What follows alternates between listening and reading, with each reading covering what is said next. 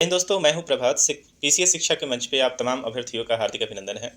आज चर्चा के मुख्य बिंदु में है आज कश्मीर में घटी हुई आतंकवादी हमला। हाल फिलहाल में जो 22 अप्रैल को आतंकवादी हमला हुआ था, उसके बारे में यहाँ पे हम लोग परीक्षा के दृष्टिकोण से चर्चा करने वाले हैं। हालांकि ये एक ऐसा मामला है जहाँ पे एक अभ्यर्थी के रूप में सिर्फ देखना जरूरी नहीं होगा, क्योंकि ये मानवता से जुड़ा हुआ मामला है। तो वीडियो में आगे बढ़ने से पहले आप सभी को एक बार याद करा दें कि यदि आपने चैनल को सब्सक्राइब नहीं किया है तो निश्चित रूप से चैनल को सब्सक्राइब कर लें, ताकि आपको जल्दी ही नोटिफिकेशन मिल जाए। बेल आइकन्स को भी दबा लें और अपने दोस्तों के बीच में भी शेयर करें। चलते हैं, बहुत ही ये एक अभ्यर्थी के रूप में भी और एक आम जनता के रूप में भी, नागरिक के रूप में भी ये कंटेंट आपके लिए काफ़ी महत्वपूर्ण है। और अभी तक जितने भी स्टेटमेंट्स आए हैं और जब तक पूरी घटनाएं हैं उसको कंपाइल करके इस वीडियो में मैं आपके समक्ष रख रहा हूं। उम्मीद करता हूं कि आपको इस मामले के ऊपर एक पूरी तरह से क्लैरिटी है। एक डिस्क्लेमर मैं आपको यहाँ पे दे देना चाहूँगा कि यहाँ जो भी कंटेंट मैं आपके साथ शेयर कर रहा हूँ, ये सारे के सारे कंटेंट मुख्य रूप से न्यूज़पेपर और सरकारी मुख्य एजेंसियों के द्वारा जो दिए गए हैं वहाँ से हैं। चलते हैं अपने टॉपिक के पास। ये जो हमारा कार्यक्रम है न्यूज इन डेप्थ कार्यक्रम है, और यहाँ पे ऐसे कार्यक्रम को हम शामिल करते हैं जो अत्यंत ही आवश्यक नेचर का होता है। ऐसे इस कार्यक्रम को वीकली करंट अफेयर्स के अंतर्गत हम लोग शामिल कर सकते थे, लेकिन चूंकि इसकी ज़रूरत बहुत ही ज़्यादा थी, इसलिए इसके लिए एक अलग से सेशन यहाँ पे लेकर आया हूँ। चलिए, अभी आपने हर जगह सुना होगा, टीवी न्यूज़पेपर हर जगह आपने देखा होगा कि 22 अप्रैल की जो ये घटना है, 22 अप्रैल कश्मीर के इतिहास में, भारत के इतिहास में तो खैर है, विशेषकर कश्मीर के इतिहास में और पूरे विश्व में आप देखेंगे कि पर्यटन के इतिहास में एक बहुत ही बड़ा काला दिन के रूप में मनाया जाएगा आने वाले समय में। इससे पहले कि 22 अप्रैल की घटना को हम लोग देखें, सबसे पहले इसके पहले बहुत सारी ऐसी घटनाएं, कहा जाता है कि कोई भी बड़ी घटना जब घटती है तो अपने पीछे कहीं ना कहीं कुछ फुटप्रिंट जो है वो छोड़ के जाती है, और वो फुटप्रिंट या कुछ ऐसे जो लिंक हैं जो इस घटना की तरफ लगातार इशारा कर रहे थे कि आने वाले समय में कुछ ना कुछ ऐसी घटनाएं संभव है। और इसी चीज़ को मैं आपको हाईलाइट यहाँ करने का प्रयास कराऊंगा कि आखिर इस घटना के लिए या इस नरसंहार के लिए पहलगाम क्यों चुना गया है। सबसे बड़ा क्वेश्चन ये है कि पहलगाम, और सबसे बड़ी बात यहाँ पे है कि आज तक जितनी भी घटनाएं होती थी वो अंधेरे में होती थी, लेकिन इस घटना को बाकायदा दोपहर के 2 बजे अंजाम दिया गया है, और वही पहलगाम के उस घाटी में अंजाम दिया गया है जो आज तक यहाँ पे किसी भी तरीके की आतंकवादी घटनाएं नहीं थी। ज्योग्राफी रूप से आप देखेंगे, उसके बारे में हम आगे चर्चा करेंगे। सबसे पहले इन घटना को देखिए, इन सीक्वेंस को देखिए। अभी हाल फिलहाल में कश्मीर में आपने एक ब्रेकिंग न्यूज जो सामने आ रहा था कि 19 अप्रैल को प्रधानमंत्री यहाँ पे क्या है, ट्रेन को इनोग्रेट करने वाले हैं। यहाँ पे वंदे भारत ट्रेन जो है वो कंप्लीट रूप से, निर्बाध रूप से चलने वाली थी, और जो रेलवे ब्रिज था चिनाब नदी के ऊपर वो कंप्लीट रूप से अब संपूर्ण हो चुका है, और श्रीनगर जो रेलवे स्टेशन है वो रेलवे स्टेशन अब यहाँ पे तैयार था पर्यटकों का अभिवादन करने के लिए। और आपको बता दें कि इस वर्ष श्रीनगर में लगभग 2 करोड़ के आसपास पर्यटक आए हुए थे, और ये एक इतनी बड़ी संख्या है जो शायद भारत के इतिहास में जब से कोरोना की स्थिति समाप्त हुई है, इतनी बड़ी संख्या में और इतनी शानदार तरीके से कश्मीर में पर्यटक नहीं आए हुए थे, और पर्यटक बेखौफ घूम रहे थे। दूसरी तरफ आप देखिए, ये दूसरा पिक्चर जो आप देख रहे हैं, यहाँ हाल फिलहाल में ही फिल्मी दुनिया की तरफ से फिल्म ग्राउंड जीरो का प्रीमियर यहाँ पे लॉन्च किया गया था। और ये प्रीमियर आपने देखा होगा कि ग्राउंड जीरो का जो प्रीमियर था, इस ग्राउंड जीरो में टेररिस्ट से ही संबंधित पूरा ये कहानी है, और उसमें खासकर एक्टर्स ने और इन सबों ने रिक्वेस्ट किया था कि आप आइए, कश्मीर में आइए और यहाँ पे फिल्में बनाइए और लोगों को यहाँ बुलाइए। स्पष्ट है कि आप इन सभी 2 पिक्चर के माध्यम से ऐसे कई सारे स्टेटमेंट्स हैं या सिग्नेचर्स हैं जिसके आधार पे आप देख सकते हैं या समझ सकते थे कि श्रीनगर बदल रहा है, और श्रीनगर भारत का अगला स्विट्जरलैंड होने जा रहा है। श्रीनगर, जिसे हम दुनिया की जन्नत कहते हैं, वो अब एक ऐसा रुख अख्तियार करने जा रहा है जहाँ पे इतनी बड़ी संख्या में यहाँ पे लोग आएंगे, जहाँ से श्रीनगर के जनता या कश्मीरियों को अब हाथों में काफ़ी बड़े स्तर पे या बड़ी मात्रा में जो है वो पैसे मिल जाएंगे। और स्पष्ट है कि श्रीनगर जो है पिछले 1990 के बाद आप देखेंगे कि कश्मीरी पंडितों के मामले के बाद श्रीनगर जो है एक आतंकवादी प्लेस के रूप में जाना जाने लगा, और आतंकवादी प्लेस के लिए इसलिए जाने लगा क्योंकि लगातार यहाँ पे आतंकवाद का बोलबाला हो गया। और इसके पीछे सीधा सा कहानी है कि जितना आतंक का काम ही होता है कि जितना ज़्यादा आपके मन में वहम पैदा किया जाएगा उतना ही लोग यहाँ पे नहीं आएंगे। चूँकि कश्मीर जो है पूरी तरीके से पहाड़ी क्षेत्र है, यहाँ पे अपना कुछ विशेष कृषि का कार्यक्रम नहीं होता, तो यहाँ पे पूरा का पूरा जो पैसा है कश्मीरियों को ये पर्यटन से ही आता है। यदि पर्यटन से पैसा आना शुरू हो जाएगा और कश्मीरियों के पास यदि पैसा शुरू होगा तो इन्हें बंदूक उठाने के लिए मजबूर नहीं किया जा सकता है, इन्हें पत्थर उठाने के लिए मजबूर नहीं किया जा सकता है। और यही कारण है कि आतंकवादियों को और आतंकवादियों के जो आका हैं यहाँ पे पाकिस्तान, और पाकिस्तान की सेना उन्हें ये बात बिल्कुल ही पसंद नहीं आ रही थी और वो देख रहे थे कि अब श्रीनगर जो है और कश्मीर जो है वो चैन सुकून में जा रहा है। अब चूंकि कश्मीर के अर्थी पे ही पूरा का पूरा अर्थव्यवस्था आप देखेंगे कि पाकिस्तान का चल रहा है। जब कभी भी कोई घटना पाकिस्तान में किसी बड़ा फेल्योर होता है, वो सारा का सारा कश्मीर के ऊपर या कश्मीर के नाम पे ही वहाँ पे सरकार बनती और गिरती है। तो ये बात तो निश्चित थी कि श्रीनगर जिस तरीके से बढ़ रही थी, श्रीनगर जिस तरीके से आगे बढ़ रहा है, वो कहीं पड़ोसी को किसी भी स्तर पे नागवार है। और यही हुआ। ठीक जिस समय की ये घटना है उसके ठीक कुछ दिन पहले आपने देखा कि पाकिस्तान के आर्मी चीफ का एक स्टेटमेंट आता है और स्टेटमेंट में वो कहते हैं, different from Hindus what did Pakistan army chief says days before the Pahalgam horror. उन्होंने कहा कि जो कश्मीर है हमारा गर्दन का ऐसा नस है जिसके बिना हम लोग रह नहीं सकते हैं, और अपने आप को हिंदू से काफ़ी अलग बताया। और अभी स्टेटमेंट को दिए हुए कुछ समय नहीं हुए थे कि ये पूरी की पूरी पहलगाम घटना जो है यहाँ पे सामने आ जाती है। मुझे उम्मीद है कि आप इस बात को समझ पाए होंगे कि इस पूरे आतंकवादी घटना के पीछे का मोडस ऑपरेंडी क्या है। आखिर क्यों चुना गया दोपहर के 2 बजे को, आखिर क्यों किसी से उसका संप्रदाय पूछ पूछ के उसकी हत्या की गई, और आखिर क्यों यहाँ पे दो चीज संप्रदाय के नाम पे एक बार फिर से आग लगाने का प्रयास किया गया है। आइए चलते हैं, पूरी घटना को देखते हैं और पूरे की घटना के बाद एक बार फिर से एक जबरदस्त विश्लेषण को करते हैं। ये जो आप कटिंग देख रहे हैं इसे प्रमुखता से आपने इसे दैनिक जागरण ने छापा है और यहाँ पे आप कुछ विशेष देख रहे होंगे। जनरली दैनिक जागरण कुछ कलर में या कलर प्रिंटिंग के साथ आता है, लेकिन इस बार आप नोटिस कर रहे होंगे कि दैनिक जागरण ने इसे काले और लाल अक्षरों में छापा है। ये जो आप देख रहे हैं स्टेटमेंट, जो हेडिंग देख रहे हैं, ये लाल कलर से, हर पूरा जो है ये काले कलर से। ये एक शोक संदेश है और ये स्टन कर देने वाला संदेश है। आइए समझते हैं यहाँ पे दैनिक जागरण ने यहाँ पे क्या लिखा है। ऐसे तो इसे भारत ही नहीं दुनिया के सभी न्यूज़पेपर ने इसको छापा है, लेकिन दैनिक जागरण की ये कटिंग है। क्या लिखा हुआ है जाइए समझते हैं। श्रीनगर कश्मीर का ये पूरा का पूरा रिपोर्ट है। यहाँ बताया जा रहा है कि सुरक्षा एवं विश्वास के वातावरण की बहाली से हताश पाकिस्तान समर्थित आतंकवादियों ने मंगलवार दोपहर प्रसिद्ध पर्यटन स्थल पहलगांव से बैसरण की वादियों में सुकून के पल बिताने आए पर्यटकों को घूम घूम कर करीब से गोलियां मारी और इसमें 28 लोगों की मौत हुई, 24 अधिक घायल हुए हैं। मृतकों में इजराइल और इटली के 2 विदेशी पर्यटक के साथ देश के अन्य राज्यों के सैलानी और स्थानीय लोग भी शामिल हैं। प्रधानमंत्री नरेंद्र मोदी ने सऊदी अरब से गृह मंत्री अमित शाह से बात की, देर शाम श्रीनगर पहुंच गए और सुरक्षा अधिकारियों के संग बैठक की है। बुधवार को पहलगाम आ सकते हैं। पिछले 2.5 दशक में यह कश्मीर में पर्यटकों या श्रद्धालुओं पर सबसे बड़ा आतंकी हमला है। हमले के बाद फरार हुए आतंकवादियों को मार गिराने के लिए सुरक्षा बल ने ऑपरेशन शुरू कर दिया है और सबसे बड़ी बात यह हमला उस समय हुआ है जब अमेरिका के राष्ट्रपति उपराष्ट्रपति जेडी वेंस भारत दौरे पे अपने पूरे परिवार के साथ आए हुए हैं। आपको मालूम है कि जेडी वेंस की जो पत्नी है वो भारतीय मूल की हैं। श्रीनगर पहुंचने के पहले गृह मंत्री अमित शाह ने उपराज्यपाल मनोज सिन्हा और संबंधित सुरक्षा एजेंसियों वरिष्ठ अधिकारियों के साथ फोन पर बात की है। मुख्यमंत्री उमर अब्दुल्ला रामबन में भूस्खलन का जायजा लेने के बाद जम्मू कश्मीर गए हुए थे। वह भी मुख्य सचिव अटल डुल्लू के साथ देर रात पहलगांव पहुंच गए और मृतकों और घायलों के साथ बैसरण से नीचे लाने के लिए हेलीकॉप्टर का इस्तेमाल यहाँ पे किया जा रहा है स्वास्थ्य संबंधी। और यहाँ पे आप सबसे इंपॉर्टेंट बात यह है कि जिम्मेवारी किसने ली है और बाकायदा इसकी जिम्मेवारी भी है आतंक के नया पर्याय बने लश्कर तैयबा का मुखौटा संगठन द रेजिमेंट फोर्स ऑफ, यहाँ पे द रेजिमेंट फोर्स जिसको टीआरएफ कहा जाता है, द रेजिमेंट फोर्स, इसने इसकी जिम्मेदारी ली है। और इसके पहले 2 अगस्त 2000 में आतंकवादियों ने पहलगांव में ही अमरनाथ श्रद्धालुओं पर हमला किया था जिसमें 32 लोग मारे गए थे।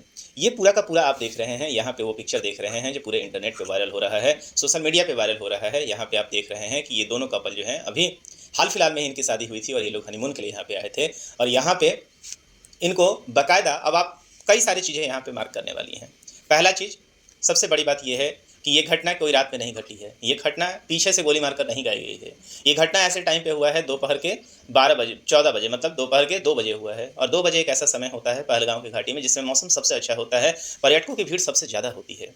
दूसरी चीज़ ये है इस घटना में कि बाकायदा जितने भी यहाँ पे विक्टिम्स हैं, जितने लोग को गोली मारी गई है, वहाँ पे इनके पास इतना ज़्यादा समय था कि ये बाकायदा वहाँ पे पहुँचते हैं। पहुँचने के बाद वहाँ पे ये सेना की वर्दी में थे और पुलिस की वर्दी में पहुँचने के बाद पर्यटकों को उनका संप्रदाय पूछकर उनको अलग कर दिया जाता है और अलग करने के बाद उसके ऊपर बाकायदा पूछ कर उनसे पूछा जाता है आप क्या हो।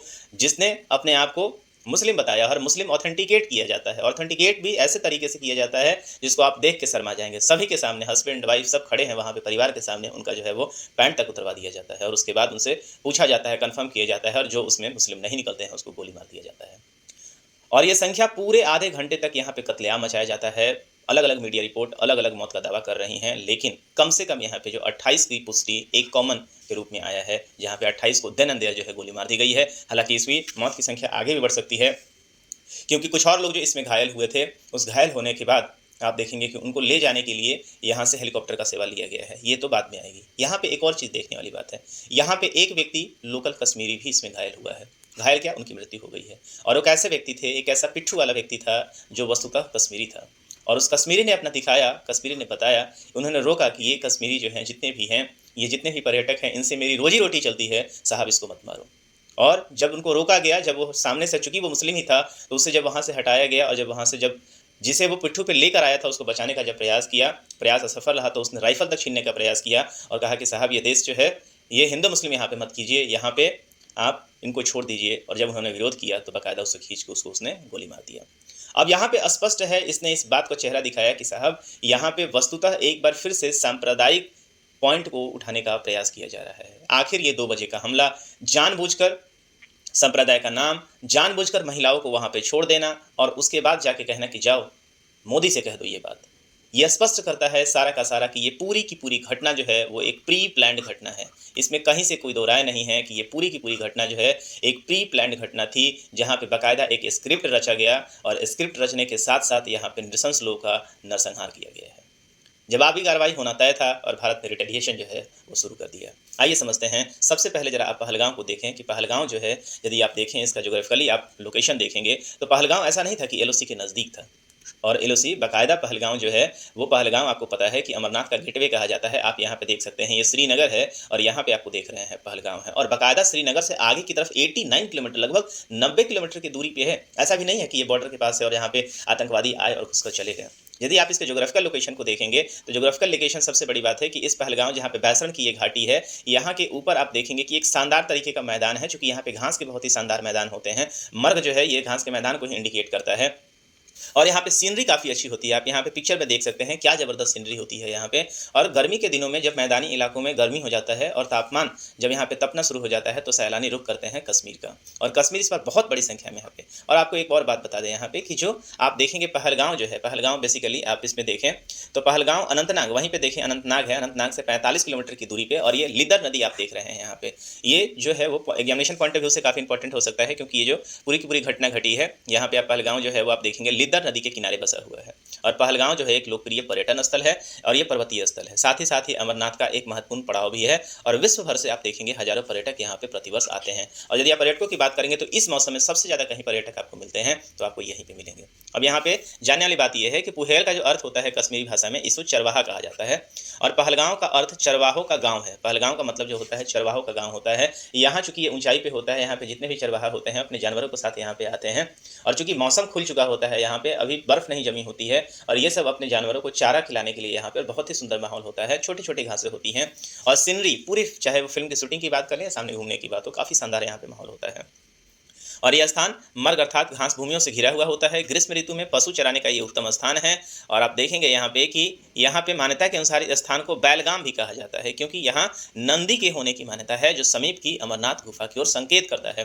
तो आप देखेंगे कि चूंकि अमरनाथ का ये गेटवे माना जाता है और अमरनाथ की जो यात्रा होती है वो आप देखेंगे इससे होकर गुजरती है। माना जाता है चूंकि ये मर्ग है तो यहाँ पे घास चरने के लिए ये नंदी जी का स्थान माना जाता है, जो नंदी जी बसहा के प्रतीक है। और यहाँ पे माना जाता है कि ये चरने के लिए यहाँ पे आते हैं। और इसीलिए चूँकि श्रीनगर जो है ऋषि कश्यप के द्वारा बसाई हुई धरती है, ये तपोवन की धरती रही है। और यही कारण है कि आप देखेंगे हिंदू मुस्लिम तो खैर यहाँ पे हैं ही, और हिंदुओं के लिए एक बहुत ही बड़ा स्थल है। और ऐसे स्तर को टारगेट किया गया है, जानबूझ के इसको प्री प्लान टारगेट किया गया है कि यहाँ के मन में दहशत भरा जाए और दहशत भरने के बाद यहाँ पे लोग का आना कम हो जाए। जैसे ही लोग का आना कम हो जाएगा, और परिणाम यही हुआ कि 90% जो है कैंसिलेशन यहाँ पे सारे टूरिज्म का हो चुका है। और एक और बात यहाँ सोचने की बात है कि पर्यटक जो पैसे लेकर यहाँ पे खर्च करने के लिए आते हैं वो तो चले जाएंगे, लेकिन ध्यान देने वाली बात यह है कि यहाँ पे जितने भी लोग आप देख रहे हैं कश्मीरी, ये कश्मीरी जिनका पर्यटन से ही जीवन चलता है, सबसे ज़्यादा लॉस उनको है, क्योंकि उनके हाथों से जैसे ही पैसा कम होगा, आर्थिक रूप से वो कमज़ोर होंगे, उन्हें बेरोजगार होंगे, उन्हें आतंकवाद के लिए बहलाना फुसलाना, उनका प्रयोग करना जो है वो काफ़ी ज़्यादा हो जाएगा। तो सबसे बड़ा यहाँ पे मॉडस ऑपरेंडी यही था कि इनको किसी तरीके से डिस्टर्ब किया जाए ताकि यहाँ पे आतंकवादी घटनाओं में और भी युवाओं को शामिल किया जाए। पहलगाम अपने शंकुधारी वनों के लिए प्रसिद्ध है और श्रीनगर से 95 किलोमीटर की दूरी पे है। यह घने जंगल, खूबसूरत झीलों और फूलों को, जहाँ पे अब घटना हुई है ये वहीं सीन है। जहाँ पे अभी ये घटना आप देख सकते हैं क्या शानदार है। इसके चारों तरफ क्या है, देवदार की घाटी। और सबसे बड़ी बात ये है कि ये जो घाटी है, इस घाटी के पास आप देखेंगे चौतरफा आप देखेंगे देवदार के वृक्ष हैं। और यहाँ पे इतनी घनी जंगल है और इतनी ऊंचाई है, आप देखेंगे कि यहाँ पे मडी एरिया है। यहाँ पे आप नॉर्मल व्हीकल से जा नहीं सकते हैं, यहाँ पे हर आदमी को पैदल ही आना होता है या पिट्ठू के माध्यम से आना होता है। तो ऐसे केस में, और यहाँ पे जितने भी पर्यटकों में भी जिनके पास अच्छा खासा, चूंकि यहाँ पे पिट्ठू से आना होता है और पिट्ठू का जो खुद का भाड़ा होता है 2-4 हज़ार रुपये से नीचे का नहीं होता है। तो यहाँ पे जो लोग भी आते हैं वो जनरली संपन्न लोग आते हैं। तो यहाँ पे जो टारगेट था, और सबसे बड़ी बात जो मोस्ट अब ये क्या ये लैप्स है, क्या ये जानबूझ के किया गया था, ये सारी चीज़ें जो है बाद में निकल कर आएंगी। क्योंकि सबसे बड़ी बात यहाँ पे ये है कि आधे घंटे तक यहाँ पे नरसंहार होता रहा, लेकिन एक भी सिक्योरिटी फोर्सेज यहाँ पे कहीं थी ही नहीं। और ये रैकी आतंकवादियों ने बहुत पहले से कर रखा था। और यही कारण है कि बाकायदा नाम पूछकर और संप्रदाय पूछकर इनको गोली मारी गई है। आइए समझते हैं। ये वो आतंकवादी के प्रतीकात्मक फोटो यहाँ पे दिए गए हैं जो इंटरनेट पे वायरल हो रहा है। इस समय बताया जा रहा है कि 4 से 6 आतंकवादी जो थे यहाँ पे, उनके हाथों में अमेरिकन कार्बाइन राइफल थी। और साथ ही साथ यही नहीं, इनके ऊपर जो है आप देखेंगे कि बॉडी कैमरा भी इनके ऊपर लगा हुआ था। मतलब कंप्लीट रूप से ये ट्रेंड थे और कंप्लीट रूप से ये सुसज्जित थे आर्म्स के साथ। ये आप वो दुखद और हृदय विदारक घटना देख रहे हैं जहाँ पे इसमें 28 जो लोग मारे गए हैं उनकी डेथ बॉडी को यहाँ पे राजकीय सम्मान के साथ वापस भेजा जा रहा है। पूरे घटना के बाद आप देखेंगे कि रिटेलिएशन, अब क्रिया और प्रतिक्रिया क्या आती है, इस बात को यहाँ पे देखना जरूरी होगा। चूंकि हमें एक अभ्यर्थी के रूप में भी इस पूरी घटना को देखना है जो बन सकता है हमारे परीक्षा का हिस्सा। तो यहाँ पे हुआ क्या है कि जैसी ये घटना हुई, प्रधानमंत्री चूंकि यहाँ पे सऊदी अरब के दौरे पे गए हुए थे, उन्होंने अपने दौरा को कट शॉर्ट किया। चूंकि वो 22 से 23 तारीख तक इनका पूरा दौरा था। तुरंत वापस से वहाँ से ये वापस आते हैं।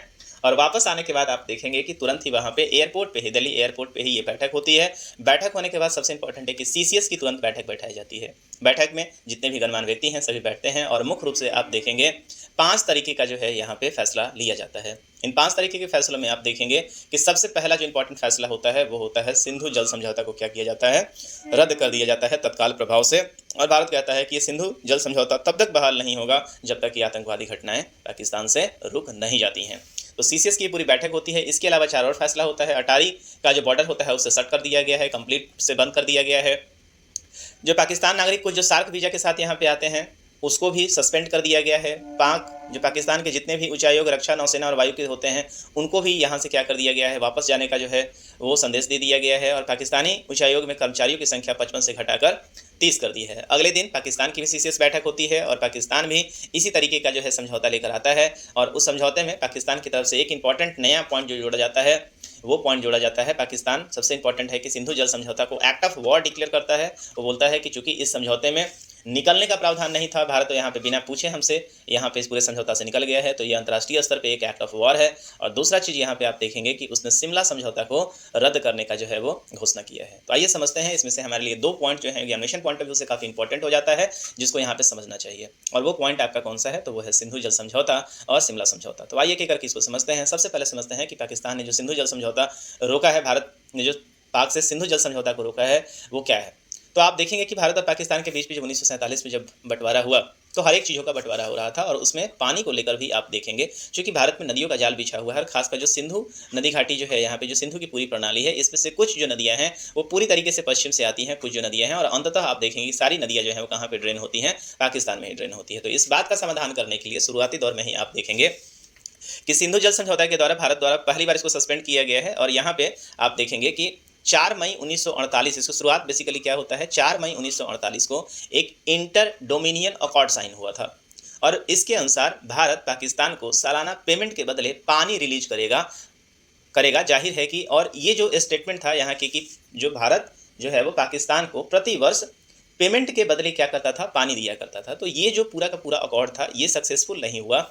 और यही कारण है कि आगे जाकर आप देखेंगे कि सिंधु जल समझौता जो है, जब भारत में हमारे देश में जो प्रधानमंत्री थे वो प्रधानमंत्री उस समय जवाहरलाल नेहरू थे और पाकिस्तान की तरफ कौन से थे, तो अयूब खान थे। 19 सितंबर 1960 ईस्वी को भारत और पाकिस्तान के बीच में इन्हीं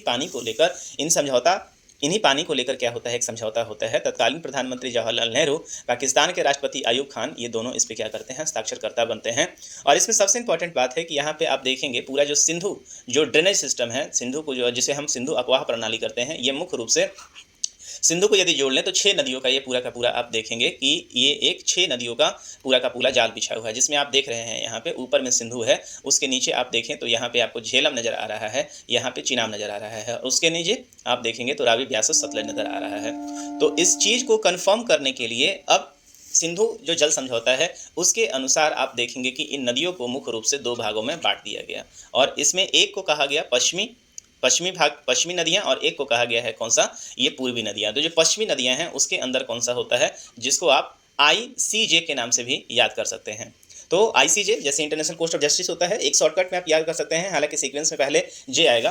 तो सिंधु, झेलम और चिनाब, ये तीन नदियों को क्या कहा गया, ये पश्चिमवर्ती नदियां कही गई। और बाकी की जो इसको तीन नदियां हैं, जो चिनाब, ब्यास और सतलज, इसको आप SRB के भी नाम से समझ सकते हैं, SRB के नाम से भी आप याद कर सकते हैं, सतलज, रावी और ब्यास। तो तीन जो नदी आप देख रहे हैं, सतलज, रावी और ब्यास, ये तीन नदियां जो हैं इसको क्या कहा गया, पूर्ववर्ती नदी कही गई। और जो पश्चिमीवर्ती नदी हैं, इस पश्चिमीवर्ती नदी का जो है 80% इस्तेमाल इसके पानी का वो कौन करेगा, पाकिस्तान करेगा, इस एकॉर्ड के अनुसार। इस एकॉर्ड में मध्यस्थता जो किया है, वो मध्यस्थता किसने किया है, वर्ल्ड बैंक ने किया है। और ये कहा गया है कि जो पश्चिमीवर्ती नदियां होंगी, देखिए आप यहाँ पे पूरब और पश्चिम विभाजित की गई हैं, सिंधु की जितनी भी सहायक नदियां हैं, सिंधु, चिनाब और झेलम का पानी गया पाकिस्तान के हिस्से में। तो ये जो सिंधु, झेलम और जिसको हम लोग ICJ कर रहे हैं, तो इस पानी का 80% जो इस्तेमाल है वो पाकिस्तान को बोला गया कि आप इसे करें, जबकि पूर्ववर्ती जो नदियां थीं, उस पूर्ववर्ती नदियों के पानी का 80% जो इस्तेमाल है वो कौन करेगा, वो भारत करेगा। और यही जो सस्पेंशन है, और यही नहीं, पाकिस्तान की 80% योग्य जो सिंधु नदी की प्रणाली है, सिंधु नदी की जो प्रणाली है, इस प्रणाली के ऊपर आप देखेंगे कि इसका जो इस पाकिस्तान की 80% खेती योग्य भूमि सिंधु नदी प्रणाली के ऊपर जो है आप निर्भर है। तो कहने का मतलब यहाँ पे यह है कि ICJ के अंतर्गत ये सारी की सारी तीनों नदियाँ, और इस तीन नदियों के पानी के आधार पर ही आप देखेंगे पाकिस्तान के कृषि की संपूर्ण अर्थव्यवस्था चलती है।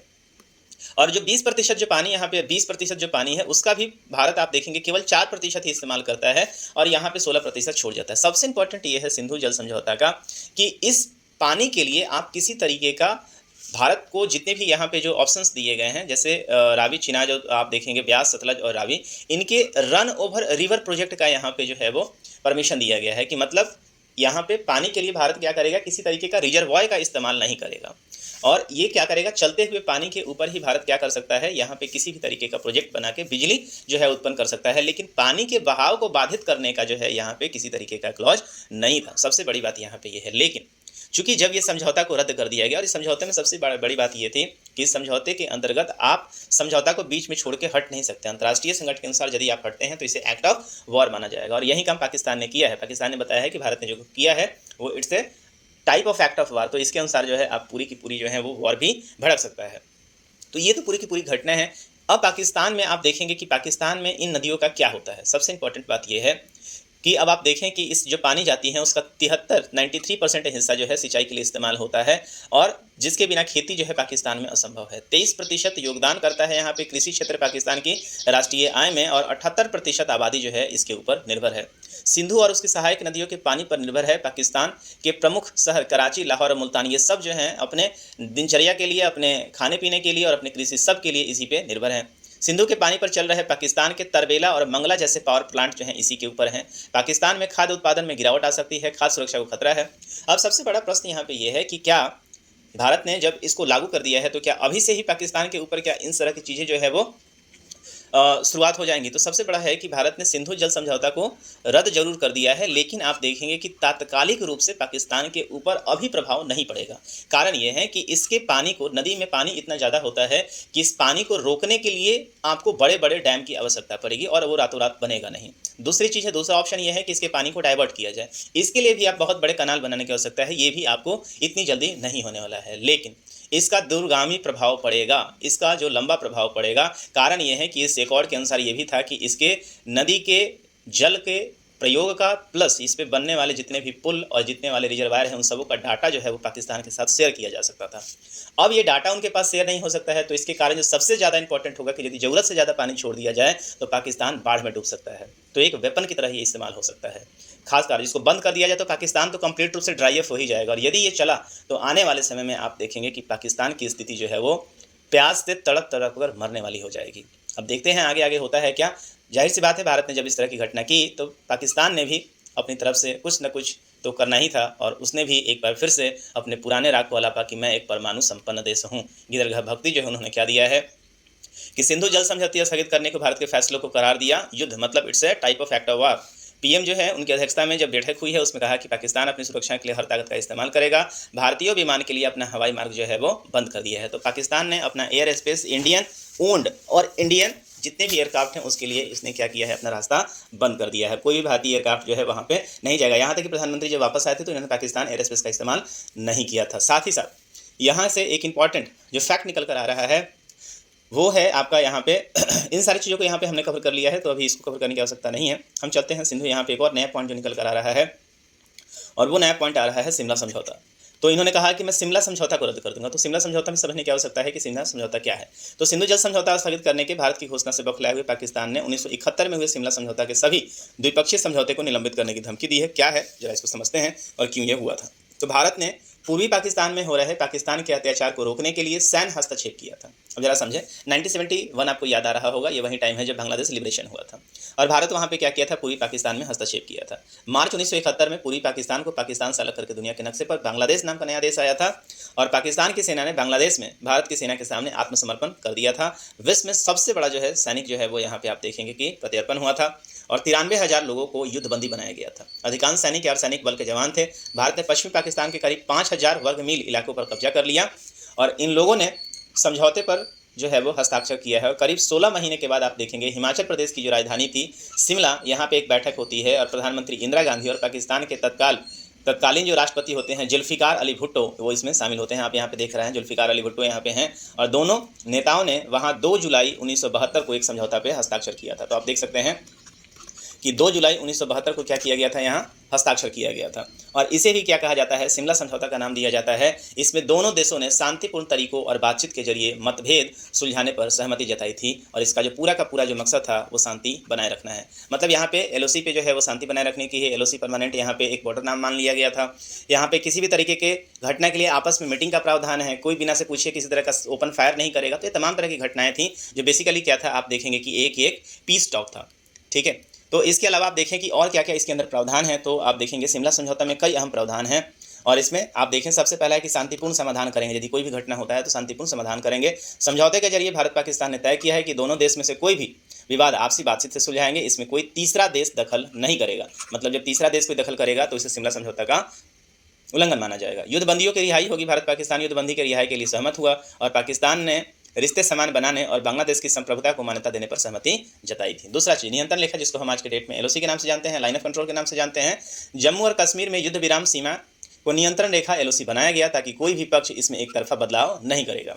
ठीक है, तो अब पाकिस्तान ने डिक्लेयर किया है कि अब जो है हम शिमला समझौता को क्या करेंगे, रद्द करने जा रहे हैं। सबसे बड़ी बात यह है कि 1971 के बाद आप देखेंगे कि भारत के साथ इसको उल्लंघन करते हुए 1919 का समझौता भी, 1919 का कारगिल वॉर भी हुआ है। इसके अलावा पाकिस्तान आए दिन ओपन फायर करता रहता है। तो इसका शिमला समझौता का बार बार यहाँ पे क्या करता है, ऐसे भी वो उल्लंघन करता रहता है। अब इसका असर क्या होगा, तो देखिए द्विपक्षीय समाधान। समझौता ने दोनों देशों के बीच में विवाद के द्विपक्षीय समाधान करने की परंपरा स्थापित की है और इसमें विदेशी हस्तक्षेप की गुंजाइश नहीं है। कश्मीर में आप देखेंगे नियंत्रण रेखा ही भारत पाकिस्तान के बीच में वास्तविक सीमा बन गई और इससे दोनों देश में कई बार ऐसे संघर्ष बचे हैं जो पूर्ण युद्ध का रूप ले सकते हैं। कुल मिला के आप देखेंगे यहाँ पे कि आज के डेट में जो स्थिति हुई है, 2 इंपॉर्टेंट पॉइंट यहाँ पे निकल कर आया है। भारत ने सिंधु समझौता को रद्द कर दिया है और पाकिस्तान ने शिमला एग्रीमेंट को रद्द कर दिया है। आज के समय में स्थिति ऐसी बनी हुई है कि दोनों ही देशों की तरफ से आप देखेंगे कि सैन्य मूवमेंट जो है बड़े जोरों पे हुआ है और खुद भारत के प्रधानमंत्री ने आप देखेंगे कि ऐसा स्टेटमेंट दिया है जिस स्टेटमेंट के बाद ये बात सहज ही समझा जा सकता है कि किस तरह की घटनाएं जो है यहाँ पे होने वाली हैं। प्रधानमंत्री ने कहा है कि पाकिस्तान को ऐसी सज़ा दी जाएगी इसके कई इन्वेस्टर इसको याद रखेंगे। तो आप समझ सकते हैं कि स्थिति कैसी हो चली है और इसमें कोई दो राय नहीं है कि पूरी दुनिया ने इसका समर्थन किया है। दुनिया ने समर्थन इस तरीके से किया है, यूएस जो यूएनजीए का है उसका स्टेटमेंट आ चुका है, रूस का स्टेटमेंट आ चुका है, यूएसए का स्टेटमेंट आ चुका है। सभी देशों ने अंतर्राष्ट्रीय स्तर पर भारत का सहयोग करने का जो है वो यहाँ पे आश्वासन दिया है। अब आगे देखते हैं होता है क्या। लेकिन एक बात तो तय है यहाँ पे, लेकिन कुछ ना कुछ यहाँ पे एक ऐसा सीख भारत देने जा रही है पाकिस्तान को जिसको लेकर वो पूरी तरीके से ज़िंदगी भर याद करेगा। समय के साथ और भी अपडेट को लेकर हम आते रहेंगे। तत्काल अपने सेशन को यहीं तक रखते हैं। मैं उम्मीद करता हूँ कि आप शिमला समझौता और सिंधु समझौता को समझ पाए होंगे और इसके लिए आप देखेंगे कि अगले सेशन जैसे जैसे इसके अपडेट आते रहेंगे वैसे वैसे हम आपके सामने सेशन को लाते रहेंगे। तो उम्मीद करते हैं कि आपको सेशन बेहतर लगा होगा और एग्जामिनेशन के तौर पे भी और एक समान नागरिक के तौर पे ही आपके लिए एक इम्पॉर्टेंट ज्ञान के रूप में आपके समक्ष रहेगा। तो अपने सेशन को आज यहीं तक रखते हैं। मिलेंगे आपसे नॉर्मली नियमित सेक्शन के साथ, तब तक दीजिए हमें इजाज़त। साइनिंग ऑफ, दिस इज प्रभात। जय हिंद।